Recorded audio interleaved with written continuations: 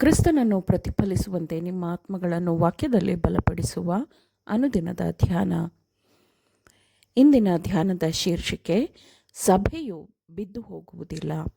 ಈ ದಿನದ ದೇವರ ವಾಕ್ಯ: ಆ ದಿನದಲ್ಲಿ ಇಸ್ರಾಯೇಲ್ಯರೊಳಗೆ ಉಳಿದವರು, ಯಾಕೋಬನ ಮನೆತನದವರಲ್ಲಿ ತಪ್ಪಿಸಿಕೊಂಡವರು ತಮ್ಮನ್ನು ಹೊಡೆದವನ ಆಧಾರವನ್ನು ಬಿಟ್ಟು ಯೆಹೋವನೆಂಬ ಇಸ್ರಾಯೇಲ್ಯರ ಸದಮಲ ಸ್ವಾಮಿಯನ್ನು ಯಥಾರ್ಥವಾಗಿ ಆಧಾರ ಮಾಡಿಕೊಳ್ಳುವರು. ಜನಶೇಷವು, ಅಂದರೆ ಯಾಕೋಬ್ಯರಲ್ಲಿ ಉಳಿದದ್ದು, ಪರಾಕ್ರಮಿಯಾದ ದೇವರ ಕಡೆಗೆ ತಿರುಗಿಕೊಳ್ಳುವುದು. ಯೆಶಾಯ 10ನೇ ಅಧ್ಯಾಯ 20 ಮತ್ತು 21ನೇ ವಚನಗಳು. ಎರಡು ಸೈನ್ಯಗಳು ಭೀಕರವಾದ ಸಂಘರ್ಷದಲ್ಲಿ ತೊಡಗಿರುವುದನ್ನು ನಾನು ದರ್ಶನದಲ್ಲಿ ನೋಡಿದೆನು. ಒಂದು ಸೈನ್ಯವನ್ನು ಲೋಕದ ಚಿಹ್ನೆ ಇರುವ ಧ್ವಜದಡಿಯಲ್ಲಿ ಮುನ್ನಡೆಸಲಾಗುತ್ತಿತ್ತು. ಇನ್ನೊಂದನ್ನು ರಾಜನಾದ ಇಮ್ಮಾನುವೇಲನ ರಕ್ತಸಿಕ್ತವಾದ ಧ್ವಜದಡಿಯಲ್ಲಿ ಮುನ್ನಡೆಸಲಾಗುತ್ತಿತ್ತು. ಕರ್ತನ ಸೈನ್ಯದಿಂದ ಒಂದು ಗುಂಪಿನ ನಂತರ ಒಂದು ಗುಂಪು ಶತ್ರುವಿನ ಸೇನೆಯನ್ನು ಸೇರಿಕೊಂಡಾಗ, ಮತ್ತು ಶತ್ರುಗಳ ಒಂದು ಗುಂಪಿನ ನಂತರ ಇನ್ನೊಂದು ಗುಂಪು ದೇವರ ಆಜ್ಞೆಗಳನ್ನು ಪಾಲಿಸುವ ಜನರೊಂದಿಗೆ ಒಂದಾದಾಗ, ಅವರನ್ನು ಧೂಳಿನ ಯುದ್ಧಭೂಮಿಯಲ್ಲಿ ಹೆಜ್ಜೆ ಹಾಕಲು ಬಿಡಲಾಯಿತು. ಆಕಾಶದ ಮಧ್ಯದಲ್ಲಿ ಹಾರುವ ದೇವದೂತನು ಇಮ್ಮಾನುವೇಲನ ಧ್ವಜವನ್ನು ಅನೇಕ ಕೈಗಳಿಗೆ ಕೊಟ್ಟನು. ಆಗ ಒಂದು ಸಾಲಿಗೆ ಬನ್ನಿರಿ, ದೇವರ ಆಜ್ಞೆಗಳಿಗೆ ಮತ್ತು ಕ್ರಿಸ್ತನ ಸಾಕ್ಷಿಗೆ ನಿಷ್ಠರಾಗಿರುವವರು ಈಗ ತಮ್ಮ ಸ್ಥಾನವನ್ನು ತೆಗೆದುಕೊಳ್ಳಲಿ. ಅನ್ಯಜನರ ಮಧ್ಯದಲ್ಲಿಂದ ಹೊರಟು ಬಂದು ಪ್ರತ್ಯೇಕವಾಗಿರಿ ಎಂದು ಒಬ್ಬ ಬಲಿಷ್ಠ ಸೇನಾಧಿಪತಿಯು ದೊಡ್ಡ ಧ್ವನಿಯಿಂದ ಕೂಗಿದನು. ಯುದ್ಧವು ಭುಗಿಲೆದ್ದಿತು.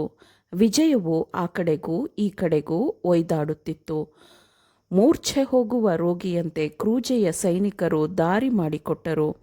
ಅವರ ಸ್ಪಷ್ಟವಾದ ಹಿಮ್ಮೆಟ್ಟುವಿಕೆಯು ಹೆಚ್ಚು ಅನುಕೂಲಕರ ಸ್ಥಾನವನ್ನು ಪಡೆಯಲು ಮಾತ್ರವೇ ಆಗಿರುತ್ತದೆ.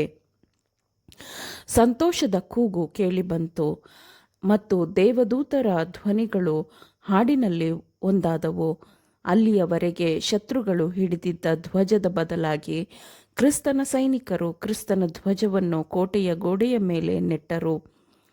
ನಮ್ಮ ರಕ್ಷಣೆಯ ನಾಯಕನು ಯುದ್ಧದಲ್ಲಿ ಆದೇಶಿಸುತ್ತಿದ್ದನು ಮತ್ತು ತನ್ನ ಸೈನಿಕರಿಗೆ ಬೆಂಬಲವನ್ನು ಕೊಡುತ್ತಿದ್ದನು.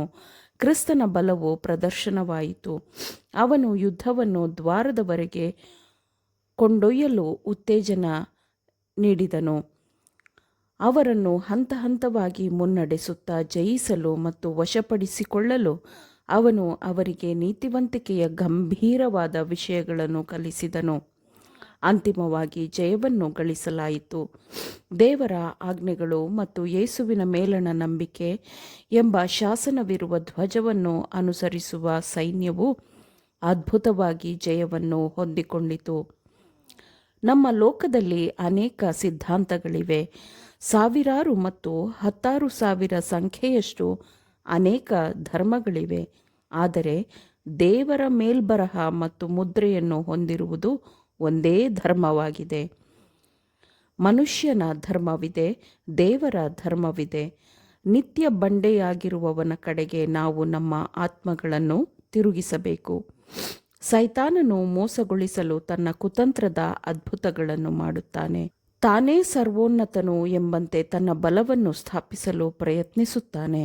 ಸಭೆಯು ಬಿದ್ದು ಹೋಗುತ್ತಿದೆ ಎಂದು ಬರಬಹುದು, ಆದರೆ ಅದು ಬೀಳುವುದಿಲ್ಲ. ಚಿಯೋನಿನಲ್ಲಿರುವ ಪಾಪಿಗಳು ಜರಡಿಯಲ್ಲಿ ಬಿದ್ದು ಹೋಗುವವರೆಗೂ, ಗೋಧಿಯಿಂದ ಹೊಟ್ಟು ಬೇರ್ಪಡುವವರೆಗೂ ಸಭೆಯು ಉಳಿಯುತ್ತದೆ. ಇದು ಭಯಾನಕ ಅಗ್ನಿಪರೀಕ್ಷೆ, ಆದರೆ ಅದು ನಡೆದೇ ತೀರಬೇಕು.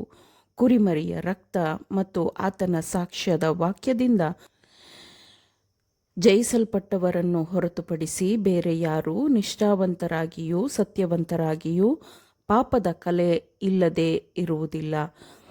ಅವರ ಬಾಯಲ್ಲಿ ವಂಚನೆ ಇರುತ್ತದೆ. ನಾವು ನಮ್ಮ ಸ್ವಾರ್ಥ ನೀತಿಯಿಂದ ಮುಕ್ತರಾಗಿ ಕ್ರಿಸ್ತನ ನೀತಿವಂತಿಕೆಯನ್ನು ಧರಿಸಬೇಕು. ಆಮೇನ್. ದೇವರ ವಾಕ್ಯಗಳನ್ನು ಶ್ರದ್ಧೆಯಿಂದ ಆಲಿಸುವವರು ಮಾತ್ರವೇ ಆಗಿರದೆ ಪಾಲಿಸುವವರು ಆಗಬೇಕೆಂದು ನಿಮ್ಮನ್ನು ಉತ್ತೇಜಿಸುತ್ತೇನೆ. ಪರಿಶುದ್ಧಾತ್ಮನ ಸಹಾಯದಿಂದ ಆಲಿಸಿದ ನಿಮ್ಮೆಲ್ಲರಿಗೂ ಧನ್ಯವಾದಗಳು. ಮತ್ತೆ ದೈನಂದಿನ ಧ್ಯಾನಕ್ಕಾಗಿ ನಾಳೆ ಸಂಧಿಸೋಣ. ಆಮೇನ್.